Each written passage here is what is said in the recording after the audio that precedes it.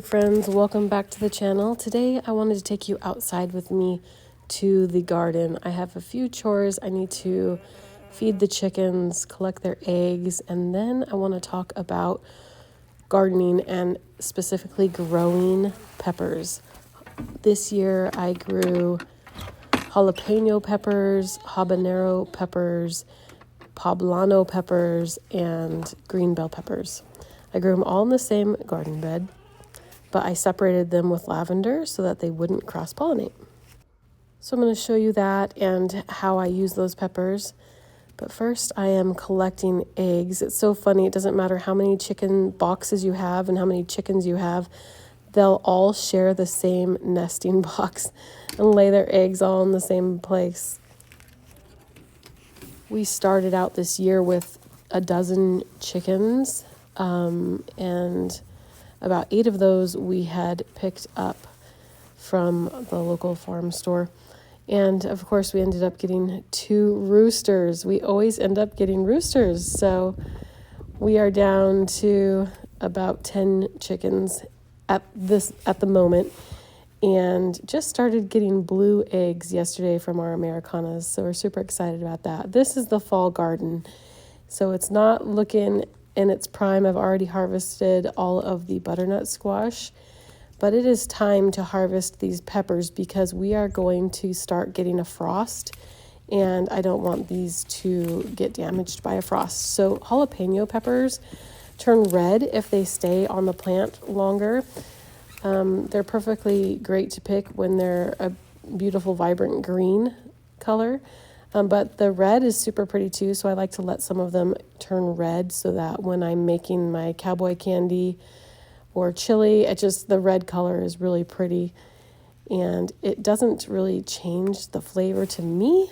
It should be a little bit sweeter, but to me it's still just spicy and tastes like a jalapeno.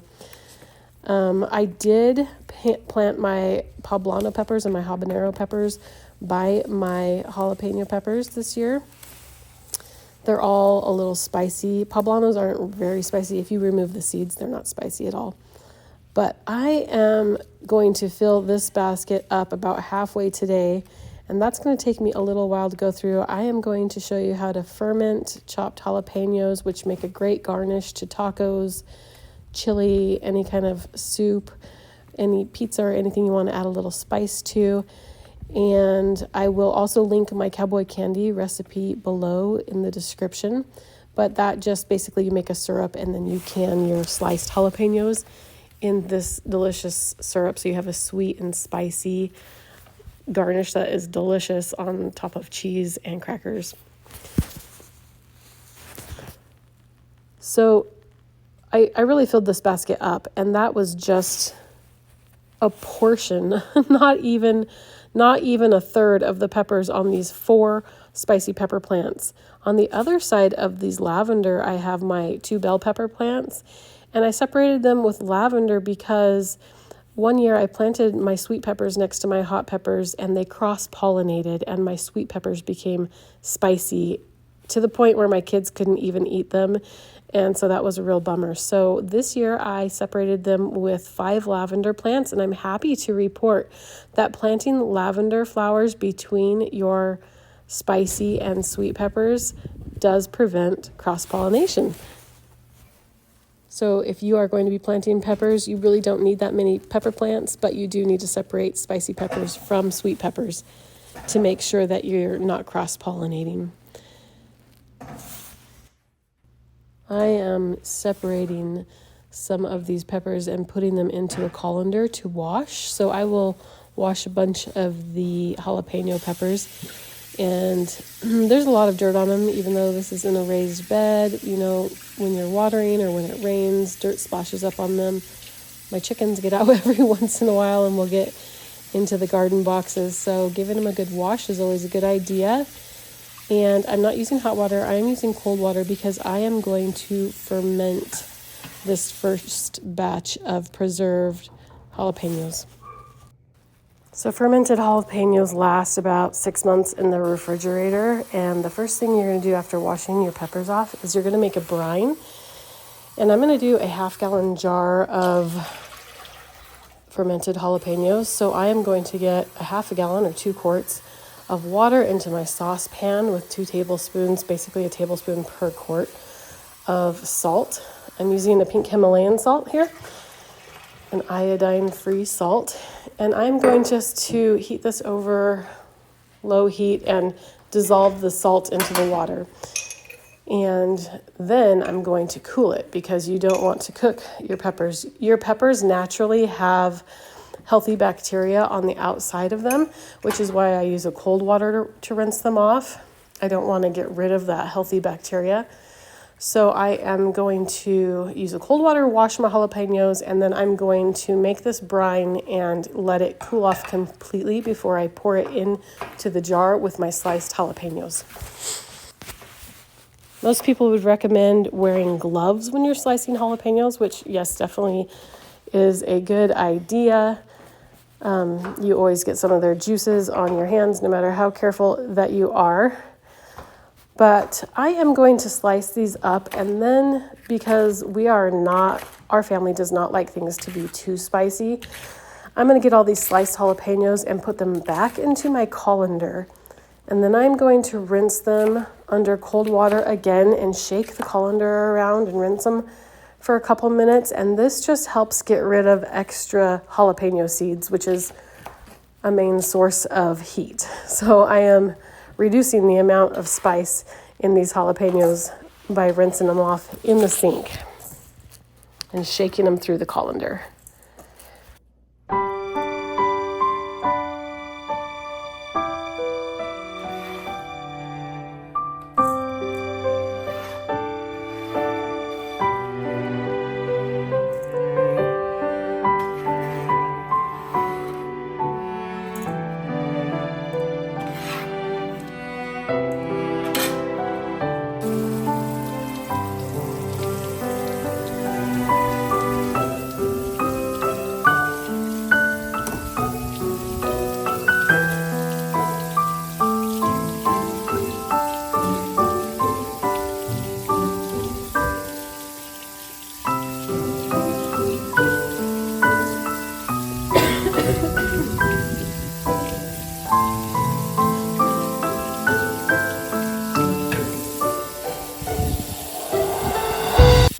This just shows you a little bit of the seeds that have come out and gone down the drain. Most of them have gone down the drain.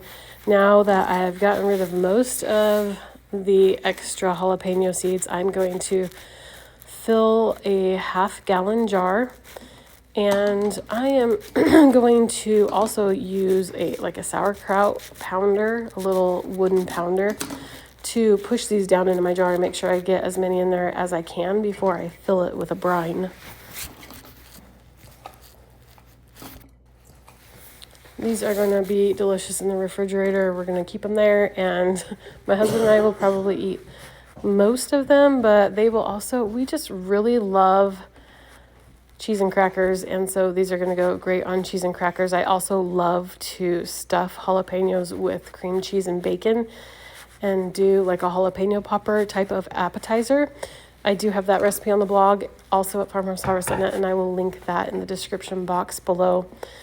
Now I am getting my brine into the refrigerator right now, so I'm going to put this off to the side after I get this jar full and wait for my brine to cool off before I pour that into this jar, because if you put hot brine into the jar, or if you rinse your jalapenos with hot water, you're going to wash off the healthy bacteria that actually ferment the jalapenos. I just think that the red and green jalapeno colors in the jar together are so pretty, and so that's why I let my jalapenos turn red. It's also very pretty in a jar of jalapeno candy, and both of these make great handmade gifts if you want a gift to give out at Christmas time to friends, family, and neighbors. All right, so it is later that night, and I have got this brine nice and cooled off, so I'm going to fill the jar up with the brine, which was 2 quarts of water, 2 tablespoons of salt, and then I have this glass weight that fits right on top, and that holds the jalapenos under the brine. And so if anything that got above the brine could mold, the brine prevents bad bacteria from growing, and the glass weight keeps those jalapenos under the brine. All right, I'm moving on now to chili. This is one of my favorite recipes to use all my peppers in. This is a Crockpot chili recipe, super easy, great for fall. It's 2 pounds of ground beef, and I've got 2 poblano peppers in here. I've got 1 jalapeno pepper in here. You can add more if you like it spicier, and 1 bell pepper in here. I'm also using a jar of the crushed tomatoes that we made together, and a can of diced tomatoes in their juice. And I'm using red kidney beans and black beans, cumin, chili powder, and smoked paprika with a whole bunch of garlic and onions. And then I'm just gonna let that sit on my counter on high and simmer for 4 to 6 hours. But before serving it, I am going to add my secret ingredient, which is 3 to 4 tablespoons of Jiffy cornbread mix. If you've made any of my chili recipes on the blog Farmhouse Harvest.net, you might recognize that as my secret ingredient. It's a great way to thicken chili. It thickens it perfectly and adds a little bit of sweetness. I'm also going to be serving this chili with the moist cornbread recipe that I have on the blog at farmhouseharvest.net, and I will link that in the description box below. But it's a super easy recipe, and it is just all-purpose flour, cornmeal, baking powder, salt, milk, a couple eggs, some oil, and butter, and give that a stir. And I like to bake that in my little stoneware round pan, and that will be a perfect side dish to chili or soup this fall. I am actually going to be adding about 3/4 of a cup of sourdough starter to this batch and making it into a sourdough moist cornbread today, which you can do. I also have that recipe on the blog at traditionandtime.com, and I will link that recipe with the sourdough starter included in it in the description box below if you're interested in that. But it just adds a little bit of moisture and volume and rise to your cornbread.